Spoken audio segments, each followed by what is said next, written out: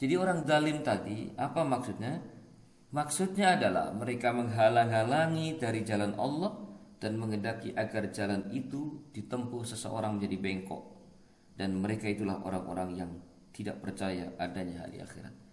Jadi kebohongan yang dimaksudkan itu adalah orang-orang yang zalim pada ayat 18 itu adalah agar mereka ini bermaksud menghalangi dari jalan Allah agar manusia-manusia tergelincir dari jalan Allah sehingga berjalan di jalan yang bengkok yang tidak sesuai dengan tuntunan Allah dan Rasulnya.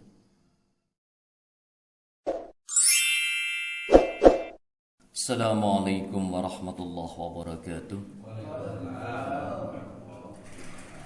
Alhamdulillahilladzi anzalal Qur'an hudan linnasi wa bayyinatin minal huda wal furqan. Asyhadu an la ilaha illallah wa asyhadu anna Muhammadan abduhu wa rasuluh. Allahumma shalli ala Muhammadin wa alihi wa sahbihi ajmain, amma ba'd. Hadirin jamaah salat subuh yang mudah-mudahan senantiasa dirahmati oleh Allah. Senantiasa kita memanjatkan puji syukur kehadirat Allah Subhanahu wa taala. Subuh pagi hari ini Allah masih berkenan memberikan kenikmatan dan kesempatan kepada kita. Mudah-mudahan kita semuanya diberi kemampuan menggunakan sebaik-baiknya dalam rangka beribadah mengabdi kepada Allah Subhanahu wa taala. Amin. Subuh pagi hari ini saya ingin mengajak kita berinteraksi kembali dengan ayat Al-Quran. Saya ingin membacakan surah Hud ayat 18 dan 19. Surah Hud surat ke-11 ayat ke-18 dan 19.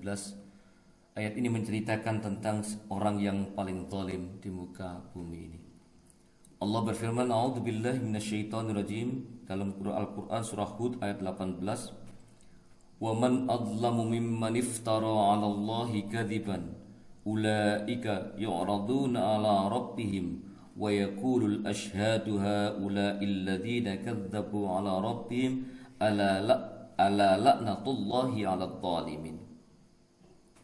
Artinya, dan siapakah yang lebih zalim daripada orang yang mengada-adakan suatu kebohongan terhadap Allah?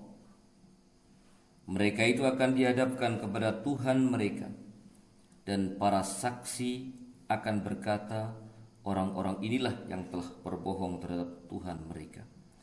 Ingatlah, laknat Allah ditimpakan kepada orang-orang yang zalim. Ayat ini hadirin sekalian dimulai dengan, dan siapakah yang lebih zalim daripada orang yang mengada-adakan suatu kebohongan terhadap Allah? Berarti tidak ada kezaliman yang lebih dahsyat daripada itu. Maka orang yang paling zalim adalah orang yang mengada-adakan suatu kebohongan terhadap Allah. Bisa saja menambah-nambah ajaran Allah, sesuatu yang tidak diajarkan oleh Allah tapi dibilang ini ajaran Allah dan Rasulnya. Dan bisa juga sesuatu yang sesungguhnya dilarang oleh Allah tapi kemudian dia sampaikan kepada orang ini tidak dilarang dan seterusnya. Ini adalah kebohongan-kebohongan terhadap Allah. Dan apabila ada orang yang melakukan seperti itu, mereka itu akan dihadapkan kepada Tuhan mereka, yaitu Allah. Dan para saksi akan berkata, orang-orang inilah yang telah berbohong terhadap Tuhan. Dan ingatlah, laknat Allah ditimpakan kepada orang yang zalim. Orang-orang yang melakukan kebohongan itu akan mendapatkan laknat Allah karena kezalimannya. Dilanjutkan ayat ke-19. Alladzina yasudduna an sabilillah wa yabghunaha 'iwaja wa hum bil akhirati hum kafirun. Artinya yaitu mereka yang menghalangi dari jalan Allah, masih lanjutan ayat sebelumnya, yaitu mereka yang menghalangi dari jalan Allah dan menghendaki agar jalan itu bengkok, dan mereka itulah orang-orang yang tidak percaya adanya hari akhirat. Jadi orang zalim tadi apa maksudnya? Maksudnya adalah mereka menghalang-halangi dari jalan Allah dan menghendaki agar jalan itu ditempuh seseorang menjadi bengkok. Dan mereka itulah orang-orang yang tidak percaya adanya hari akhirat. Jadi kebohongan yang dimaksudkan itu adalah orang-orang yang zalim pada ayat 18 itu adalah agar mereka ini bermaksud menghalangi dari jalan Allah agar manusia-manusia tergelincir dari jalan Allah sehingga berjalan di jalan yang bengkok, yang tidak sesuai dengan tuntunan Allah dan Rasulnya. Dan mereka itulah orang-orang yang tidak percaya pada hari akhir. Biasanya orang-orang yang melakukan itu tidak punya keimanan terhadap hari-hari akhir.